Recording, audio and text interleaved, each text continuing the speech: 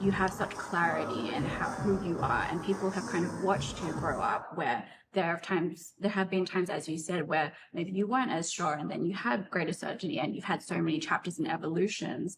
I think in this era of social media, especially for young women or just young people generally, it can be really isolating, even though we're ironically so connected. And then people struggle a lot with their self-confidence, especially with, retouching. People's lives are airbrushed, literally and figuratively. How do you view that, and how would you recommend young people kind of overcome these kind of smoke and mirror situations, or find themselves in an environment that is so loud? Yeah, I mean, I think if you're really aware of what it is, like to me, Instagram is everyone's magazine of what they want to put out to the world and who they might believe their best self is. There's nothing wrong with that. It's what they want to give out to the world in their snapshots and magazine. Then I look at my daughter, like forces me to do these horrific TikToks dancing. It's like, it's so embarrassing. It's horrible, but I'm like, anything for the kids.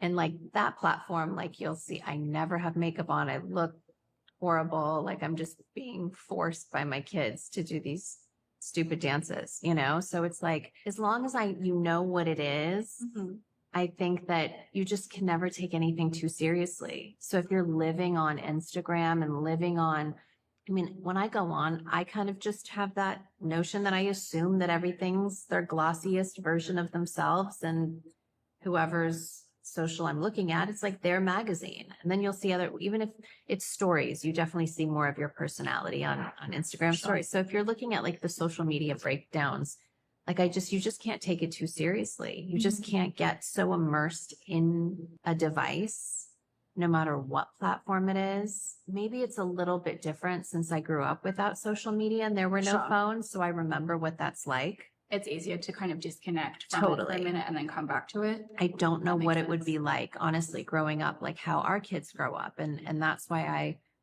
fight so much for now sports and all of the human connections and all of the play dates and all of the fun trips. And I like to have these like core memories that are just hanging out with your friends and being present in the moment. And I think I'm doing a really good job. My kids aren't addicted to their devices. So, so far that's, makes me feel proud. But in life, if you just know what it is and you just don't have any expectations and you go into something knowing who you are, even though it's hard as a younger person to really know who you are, but just there's a real life out there too.